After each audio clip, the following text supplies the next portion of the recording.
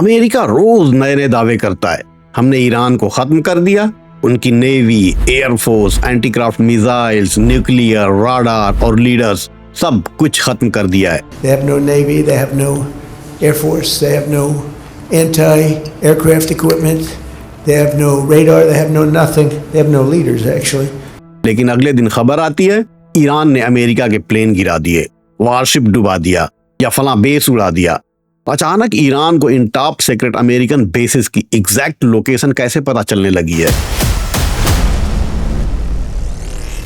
दशकों तक middle east में यूएस मिलिट्री प्रेजेंस एक अभेद किले जैसा था।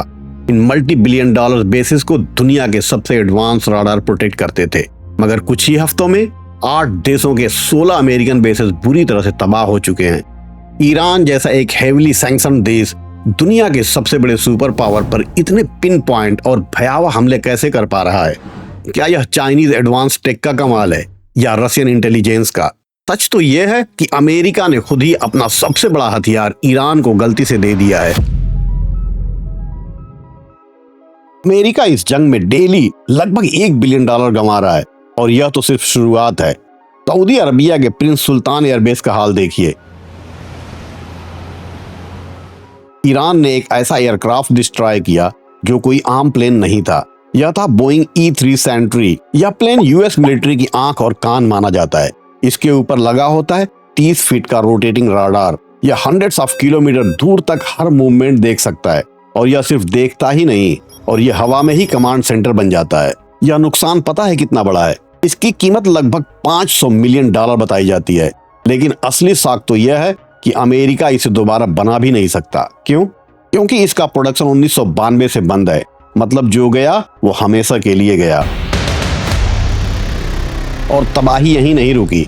4 थर्ड राडार सिस्टम, हर एक की कीमत $3 बिलियन थी। $16 मिलियन की कीमत वाले 1 दर्जन से ज्यादा MQ-9 रीपर ड्रोन गिराए गए। IRGC ने मार्च और अप्रैल में इनविजिबल F-35 जेट को मार गिराने का दावा किया। लेकिन कहानी सिर्फ प्लेन तक लिमिट नहीं रही। ईरान ने सीधे आंखों पर वार किया। कैंप अफरीन कुवैत में ईरान ने सैटेलाइट और कम्युनिकेशन को प्रोटेक्ट करने वाले लगभग हर रेडोम को उड़ा दिया। फिर नंबर आया जॉर्डन के मुवफ्फक साल्टी एयरबेस का। किसी स्नाइपर की तरह चुन चुन कर इन एक्सपेंसिव राडार को निशाना बनाया गया। राडार ही क्यों? क्योंकि ये राडार अमेरिका के सबसे महंगे और लिमिटेड असेट्स हैं। इन सिंपल वर्ड्स, अगर राडार गया तो आंखें बंद। और सबसे बड़ा सवाल, ये सब हुआ कैसे? सैकड़ों किलोमीटर दूर से एक रेगिस्तान के बीच एक सुई जैसा टारगेट इतनी एक्यूरेसी के साथ ईरान कैसे हिट कर रहा है? यूएस इंफ्रास्ट्रक्चर को सीधा निशाना बनाने से पहले ईरान ने एक रिहर्सल किया। एक ऐसा रिहर्सल जो सबके सामने हुआ, लाउड, विजिबल और मिसलीडिंग। 2024 के अप्रैल और अक्टूबर में ईरान ने एक साथ लॉन्च किए हंड्रेड्स ऑफ ड्रोन्स, क्रूइज मिसाइल्स और एडवांस बैलिस्टिक मिसाइल्स जैसे फतह। दुनिया ने क्या देखा? स्काई में एक्सप्लोजन, इंटरसेप्टर्स और एक perfect defence system. Narrative simple था, आयरन डोम सब कुछ रोक लेते हैं, लेकिन ग्राउंड रियलिटी इससे अलग थी। कुछ मिसाइल्स डिफेंस को चीर कर बेस के अंदर तक घुस गए और एक हिट से डिसरप्ट हुए runway, aircraft movement, command system. एक सिंगल हिट और पूरी चैन डिस्टर्ब्ड। और फिर आता है स्ट्रेटजी का नेक्स्ट लेवल। ईरान ने बैटलफील्ड को एक इकोनॉमिक वॉर में बदल दिया।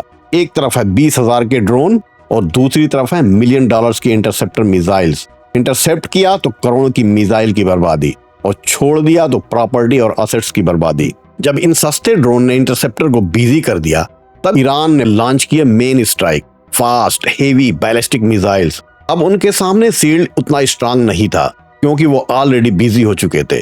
कुछ मिसाइल सीधे टारगेट तक पहुंचने लगी। उन्होंने सिस्टम को तोड़ने के बजाय उसे चकमा दे दिया था। लेकिन ड्रोन को अटैक करने के लिए मैप और सटीक टारगेट चाहिए, जो चाइना ने प्रोवाइड किया था। कैसे? सालों तक ईरान का मिसाइल प्रोग्राम डेंजरस तो था, लेकिन सटीक नहीं। वो एक पूरी सिटी को तो हिट कर सकता था, पर एक स्पेसिफिक मिलिट्री बेस को नहीं, एक छोटे से राडार सिस्टम या कंट्रोल रूम को नहीं। मगर यह सब कुछ हो रहा था, यह कोई इत्तेफाक नहीं था। तो फिर अचानक क्या बदल गया था? जवाब जमीन पर नहीं, स्पेस में है। 2024 में ईरान की कैपेबिलिटी में एक सडन जंप देखा गया। अब वो अंधाधुंध फायरिंग नहीं कर रहा था, वो देखकर स्ट्राइक कर रहा था, क्योंकि अब उनके पास चाइना की TEE-01B सैटेलाइट का एक्सेस था। पहले जो ईरान को ऐसा दिखता था, अब वो अचानक ऐसा दिखने लगा था।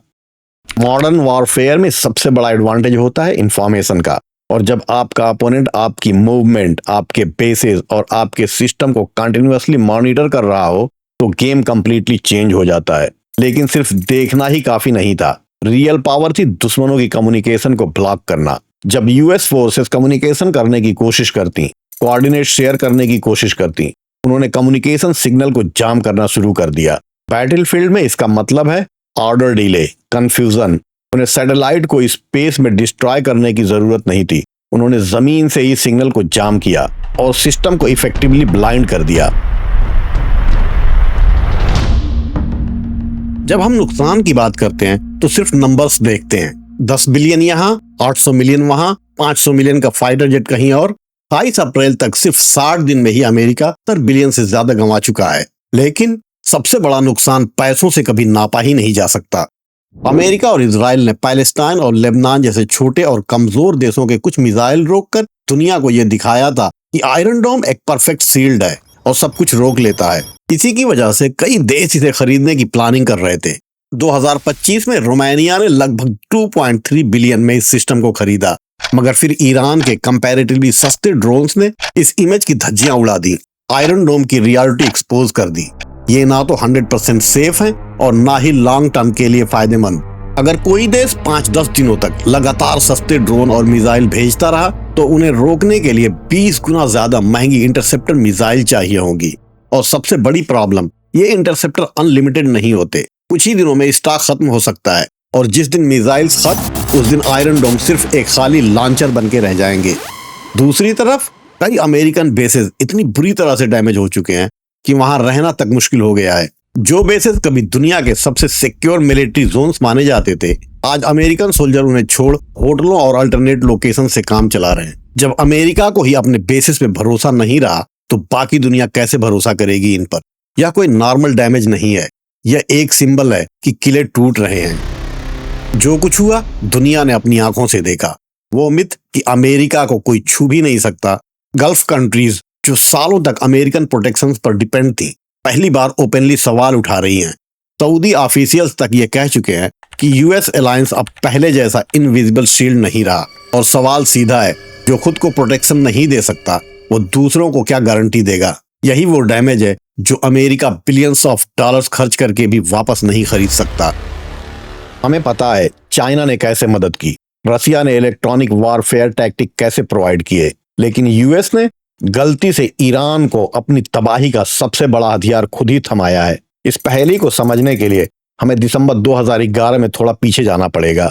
एक highly classified stealth US CIA drone RQ-170 sentinel ईरानी एयर बेस के ऊपर उड़ रहा था। एक सोफिस्टिकेटेड साइबर अटैक के जरिए ईरान ने ड्रोन का जीपीएस जैम कर दिया, उसे फॉल्स कोऑर्डिनेट फीड किए और उस बीस्ट को ईरान के रेगिस्तान में सेफली लैंड करने पर मजबूर कर दिया। मीडिया में खबर आने पर पहले तो यूएस ने मना किया कि वो हमारा ड्रोन नहीं है, फिर एक्सेप्ट किया और लौटाने की रिक्वेस्ट की, मगर ईरान ने लौटाने से इनकार कर दिया।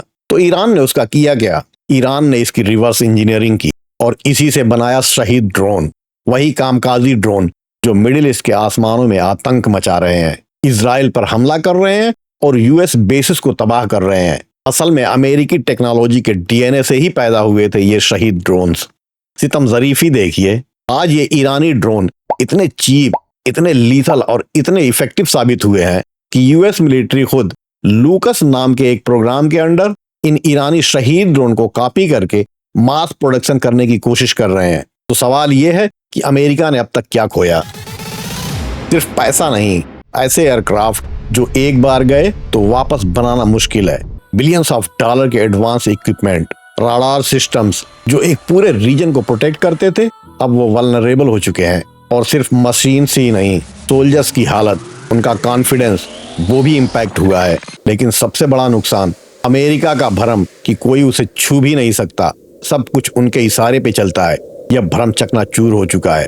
और अब मिडिल ईस्ट के मुल्कों का भी भरोसा इन पे से उठने लगा है। इस गेम में कौन जीत रहा है? अपनी राय कमेंट में जरूर बताएं, लाइक और शेयर करें।